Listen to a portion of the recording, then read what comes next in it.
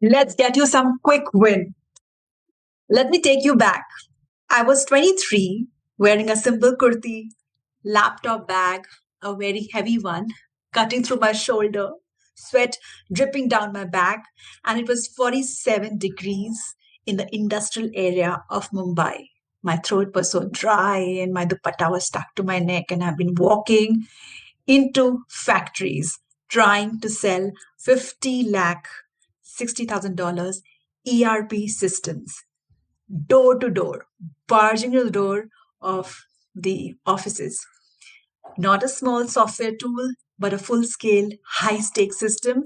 And there I was. Why? Because my male colleagues sitting in the office while I was trying to be on my desk, making those cold calls, fixing up appointments for these meetings, they laughed at me and said, Latika, the deals don't happen like that. You have to be out on the field and simply barge on the doors. And that's how it works. You must walk into these factories. And I thought there has to be a smarter way. But if it's working for them, and if they are able to meet their sales targets, which I have to do it as well, let me push my comfort zone.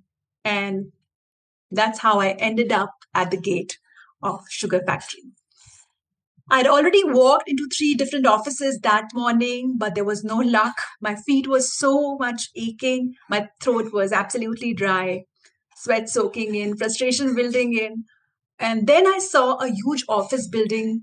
The factory behind it said Sugar Mills Limited. Factories like these are perfect for ERP solutions that I was selling at that time. And then I walked up to the security guard and I said, I need to meet the GM. He said, do you have an appointment? I said, no, but it's about the ERP system and that'll really help them. He said, no, he's busy and you can't get in. And then I kind of saw my chance. A delivery truck was pulling in. The workers were unloading sugar and the guard kind of looked away. And I simply sneaked in. And I said, just 1 minute. If he says no, I'll leave. And he sighed. He's like, and finally, I was at the reception. I was in, and the air was really thick, the molasses, the machine oil. Uh, and I saw general manager sitting in his office. And I said namaste to him. And he was looking into his papers, into his files, and he kind of barely looked up. Half a second of eye contact, that's what he gave me, and then back into his papers. He said, yes, madam, tell me.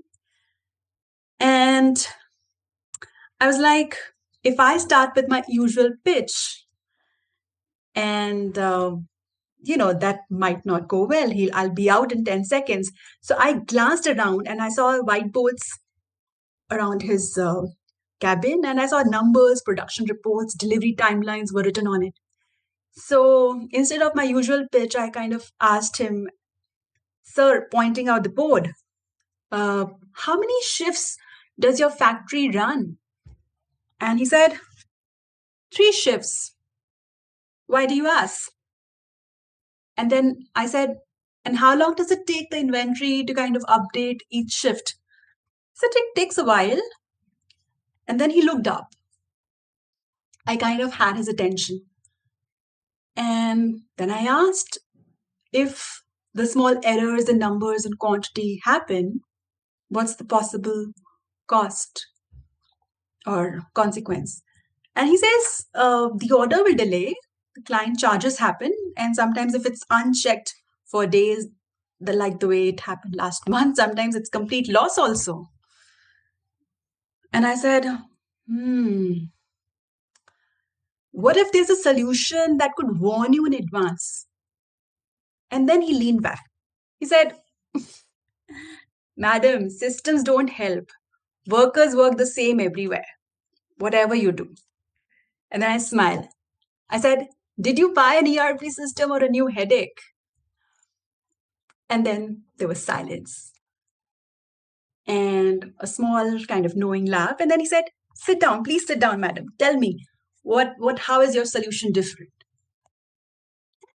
It was amazing. It was a win for me already because somebody who did not give me any eye contact asked me to come sit, offered me a seat on the table. And I thought, I got a foot in the door. And that's when it all clicked to me that selling is not about explaining features. It's not about pushing your product. It's about understanding the person's problem, about telling the right story, the right time to the right person. And guess what? Who walked out of that sugar factory with a deal? That's the power of story selling. And that's what you are going to win as well. Now, what just happened here? Did I give a long, boring PowerPoint presentation? Did I drown him all with the technical details of my solution? Absolutely not. I just, told the right story, the right time, the right person. And what you are going to learn is two things: storytelling, how humans have always connected and remembered things, and selling, how you get people to take action. Right? Put them together, boom, story selling. And it changes everything. Here's the story selling concept that I personally applied here, which you are going to do as well. It's called problem, amplify, solution. So, what I just did with the GM, that was PAS in action. I didn't start by selling the ERP. I started by talking about his pain, the problem.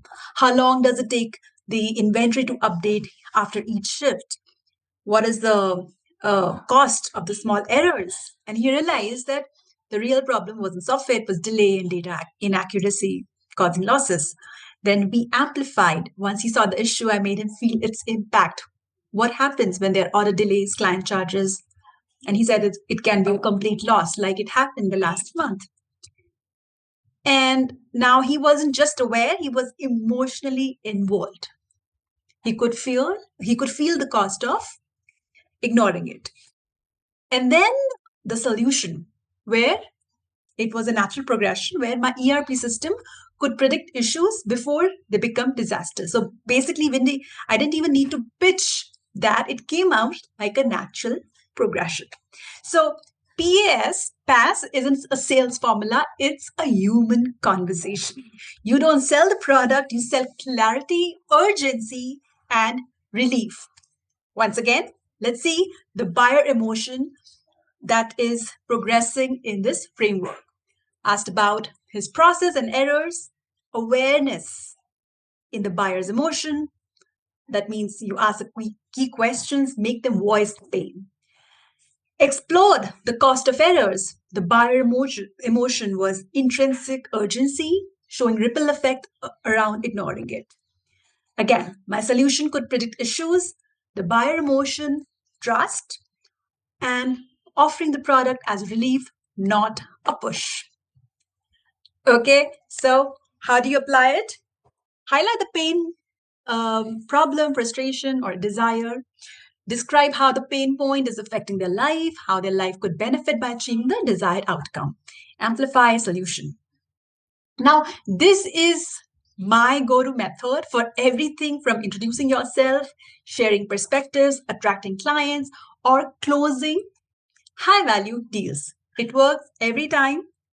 And guess what? You are going to use it.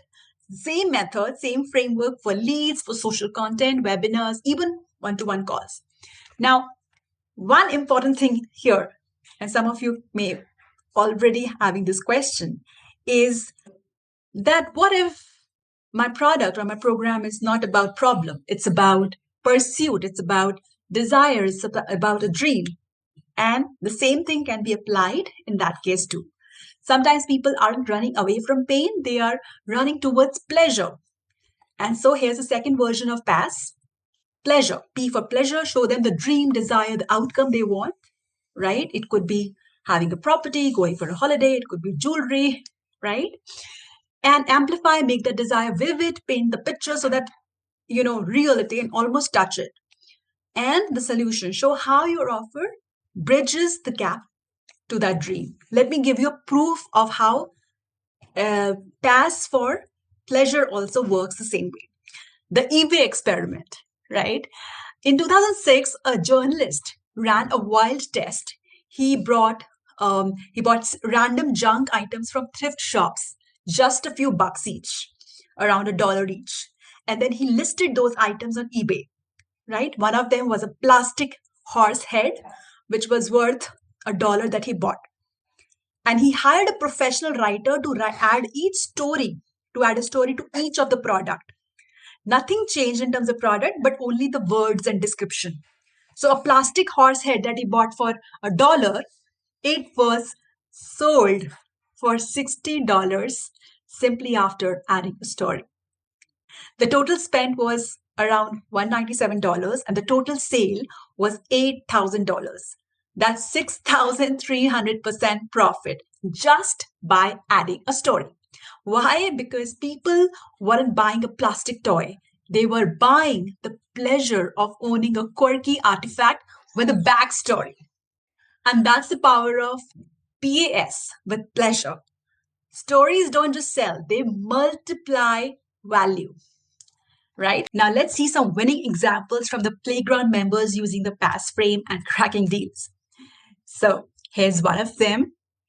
While you spent a year worrying about what to post on social media, the lack of tech know-how, what people think when you post about your passion, a 45-year-old engineer turned life coach built a profitable parenting coaching business by showing up on social media consistently for 6 months. She showed up not just by dancing away in a post, not even by following even every single trend out there, not by using hi-fi tech, but actually helping people with the content because she believed in what she preached. You only need one thing to get started, which is start, DM start. And I'm sure you can identify the problem, the amplify, and the solution. And let's go to the next one. So this particular one got 67 qualified leads, 11 high value signups. Now, the thought of going to the gym for a workout makes you sick. Gyms can be overwhelming with the bulky equipment, stuffy air conditioning, sweaty and crowded, and the pressure to consume tons of protein supplements. They have led us to believe the only way to achieve the perfect beach body. But guess what?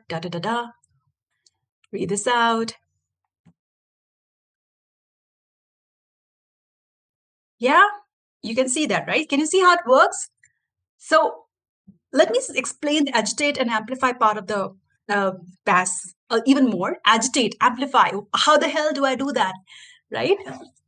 So after you highlight the problem, double down on it, twist the knife and agitate, amplify it. You do this to get people to keep reading as they think this is exactly what I'm going through right now, right?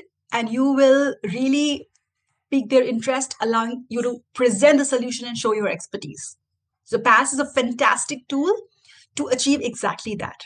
And as I said, it's invisible, right? It's invisible. So when you see these examples, you can't even make out that they are using PASS framework, right? Okay, let's take one more winning example in the relationship domain. Okay, when you express yourself, he gets easily offended and angered. And you read this post out, right? There comes a moment in every woman's life when she realizes that love alone is not enough. You can give your softness, patience, truth, da da da da da. And you can very well identify the beautiful PASS frame here. So how beautifully it's being presented. Now, action time. Let's get you some fun already. Let's get you some wins. I want you to experience what it's like winning with your content. Let's do this activity. Starts with the P. Think of the single most frustrating challenge, problem, or frustration your audience members have. You know, you just ask yourself, what frustrates the hell out of them? What frustrates my client? Pause this and write it down. Then ask yourself, why are they sick of this? Okay, ask yourself, why are they sick of this? Pause this and write it down. Then ask yourself, can I fix this? Yeah. Yes, you can. And now you have everything you need to use the PASS frame. So beautiful. Beautiful. Bam. There you go. You have a way to introduce yourself on Instagram carousels, email sales pages, Twitter heads, LinkedIn posts, blog articles, YouTube videos, closing the deals 101 everywhere. And if I hadn't told you the pass frame already, I would say you wouldn't even notice that I use it in the entire session. Yeah. So you have seen different examples now. And now I have a challenge for you. Let's make it real. Your turn. I want you to write a mini story using PASS, something that could spark conversations, attract clients, get leads. Start right now. Now, open your Google document, because Google document will be very easy when you come for the live sessions for me to you will simply share it, and I'll open the link and can audit it very easily for you. And but if you are not very tech savvy, you're old school, use pen and paper too. That's comfortable too. Okay, you can always share the screenshot of that. I can work with that too. Okay, but as long as you are able to move the needle, that's what matters. Use anything, but start writing. Pen, paper, Google Sheet, Word document, anything, right? Put a 5-minute timer. Yes, that's very important. 5-minute timer only. Write about what, Latika? So write about a frustration or frustration your audience have. Use the past frame. Don't edit while writing. Leave the titles. Ignore the grammatical errors. Just keep writing, even if it doesn't make sense. And congratulations, you have the first draft of the next piece of the content. Is it complete? No. Is it perfect? Far from it. Is it shitty? Absolutely. Let me tell you why this is a good thing. If your first draft is great, you did it wrong. Your first draft must suck, must be too embarrassing to show to anybody. That's how awful your draft must be. That is how I write them. My playground members write them. And that's how I recommend you to write them.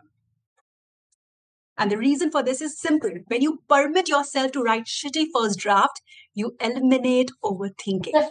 And this opens the door to your imagination. You will be able to produce a first draft in record time. Okay? All right. In fact, inside the playground, we do a practice called Divine Downloads, where we work intuitively and let the uniqueness and ideas flow. It takes practice to get there, because after all, you're digging a gold mine, right? Okay, so quick action. Quick action is the fastest way to learn. Get your story out there, test it, tweak it, watch it work. Let's do this. Pause this video and start writing. Once you're done, put it in the Facebook group for audit. All right, let's do this. Let's start story selling.